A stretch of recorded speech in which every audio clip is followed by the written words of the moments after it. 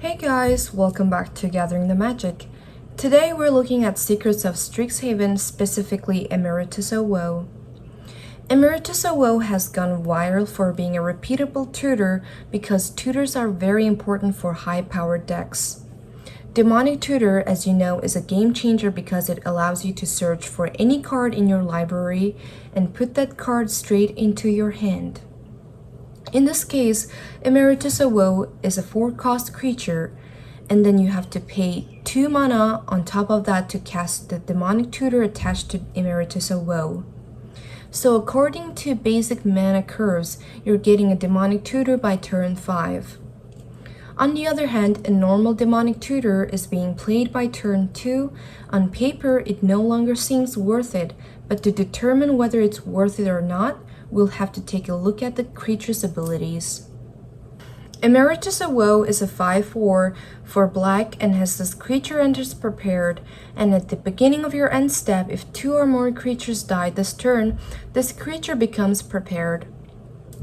I think that tells us everything that we need to know. A 5/4 for 4 is not bad, but to use Emeritus of Woe's ability to cast Demonic Tutor, 2 creatures have to die every turn. And if you miss a turn, you have to wait 2 turns to cast it since it's sorcery speed. But more often than not, 2 tutors is enough to win you the game, which means Emeritus of Woe is almost a guaranteed turn 6 win for an average deck. You tutor turn 5, sack 2 creatures, and then tutor into a combo on turn 6. Let's take a look at some creatures with similar abilities. Razaketh the Foul-Blooded is a 8/8 for 8 mana with flying and trample, and pay 2 life, sacrifice another creature, search your library for a card, put that card into your hand, then shuffle. So clearly Razaketh's tutor ability is better than Emeritus of Woe's and doesn't have an additional cost of 2 mana. The reason this is significant is because a mana curve will tell you Razaketh is a turn 9 combo win, while Emeritus of Woe is a turn 6 combo win. But Razaketh can immediately tutor for multiple cards without being countered and is used for many aristocrat win lines. Razaketh can do one thing that makes it better than Emeritus of Woe: tutor instantly, and on the same turn it's cast. Let's say someone targets Razaketh. You can just sack a creature and search your library for any card and respond to the spell targeting Razaketh, giving you have enough mana. Emeritus of Woe can't do that. Now let's take a look at one more card, Razaketh, Bloodsky's Sire. This creature is a 2/3 for 3 mana, has Death Touch, and boasts 1 black. Target player searches their library for a card, then shuffles and puts that card on top. Activate only if this creature attacked this turn and only once each turn. Like Emeritus of Woe, Razaketh can only tutor once each turn, but unless it gets haste, it can't tutor on the turn it enters. Not only that, but you have to attack with Razaketh, and it costs the same to activate the tutor. The difference is that Razaketh's ability cannot be countered as easily as Emeritus of Woe's, since it's an ability, not a spell being cast, and Razaketh's tutor ability goes to the top of your library rather than your hand. So even if you cast Razaketh on turn 3, it would be turn 6 by the time you get to tutor twice and get the cards. This suggests that Emeritus of Woe is about the same, maybe slightly better than Razaketh. But I can see Emeritus of Woe being used for spellcaster storm strategies. Since you're technically casting a spell, Emeritus of Woe's Demonic Tutor can be copied and otherwise interacted with on the stack and affect Storm Count and Magecraft triggers. This is bound to be a lot better for Standard than it is for Commander, but one of the best deck archetypes for this card will be Grixis Spellslinger. That's Carmella Glamour Thief or Kess Dissident Mage, which make use of casting multiple spells in a turn. This card is reasonably balanced for mid-bracket decks. It is definitely better for brackets 3 and 2 since they're not allowed early game 2-card combos. An early game combo is basically a combo you can play before turn 7. So for a bracket 3 deck, its goal should be to win on turn 7. If you're looking at 3-card combos, then it would take about 7 turns to get 3 cards from Emeritus of Woe, which is right on the money for bracket 3. Bracket 4 is a little different, since you pretty much just want to win as fast as possible, with some exceptions. Emeritus of Woe just doesn't really cut it. The fastest you could reasonably get a win out of Emeritus of Woe is about turn 5. That's a 1-drop creature on turn 1, turn 2 ramp into Emeritus of Woe, tutoring turn 3, playing a 1-drop creature, and somehow killing both creatures to prepare Emeritus of Woe, then tutoring again on turn 4. With 2 mana remaining, there's not a lot to do, so turn 5, you would play your combo. But because of the conditions of Emeritus of Woe's triggered ability, it would be difficult to play enough creatures for this to work the way you want it to. But perhaps you could put it in an Urza Flicker deck. Since it enters prepared, you can just flicker it.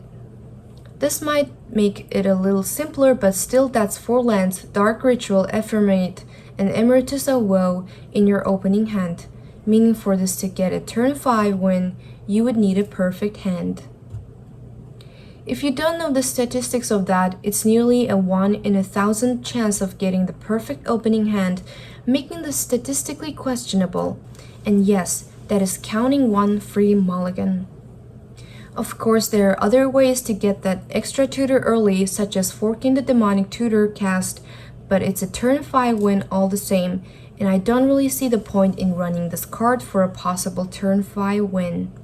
After analyzing this card, I think it is severely overrated. There's no way it should cost $30, but the price is only going up and up, leaving me confused why anyone would pay so much for a card that's not that great. Emeritus of Woe might not be the best repeatable tutor. So what is the best repeatable tutor? Let's look at Survival of the Fittest. Survival of the Fittest is an enchantment that costs 1 and the green with green, choose and discard a creature card, search your library for a creature card, reveal it and put it into your hand. Survival of the Fittest is a possible turn 5 win. You play Survival of the Fittest turn 2. Turn 3, you tutor for up to 3 creatures as long as you have enough creature cards in your hand. Turn 4, you play a creature card, and turn 5, you play 1 or 2 creature cards, resulting in a combo win on turn 5. If you get a turn 1 Sol Ring, it's possible to get a turn 4 combo win, which is not reliable but better odds than trying to get that perfect hand. The problem with Survival of the Fittest is that you need 2 or 3 creature cards in your hand to discard, so it can be difficult to find an early game combo with this card. That's why we have Mornsong Area. Mornsong Area is another enchantment, but it's a remake of Marilyn of the Mornsong, a creature card. It costs 1 and 2 black and has players can't draw cards or gain life. At the beginning of each player's draw step, that player loses 3 life, searches their library for a card, puts it into their hand, then shuffles. Mornsong Area combos with another card, Opposition Agent. It's a creature that costs 2 and a black with Flash. You control opponents while they are searching for their library, and while an opponent is searching their library, exile each card they find. You may play those cards for as long as they are exiled, and you may spend mana as though it were mana of any color to cast them. Basically, you play Mornsong Area turn 3, and then on your next draw step you tutor for Opposition Agent and play him turn 4, giving you an eventual win on turn 4. With Opposition Agent and Mornsong Area out, your opponents can't draw or tutor for cards and will lose 3 life every turn, plus you get to steal any card from their deck. Although there is one major problem with Mornsong Area, and that is it allows your opponents to search for a card as well, letting them search for removal to take out Mornsong Area.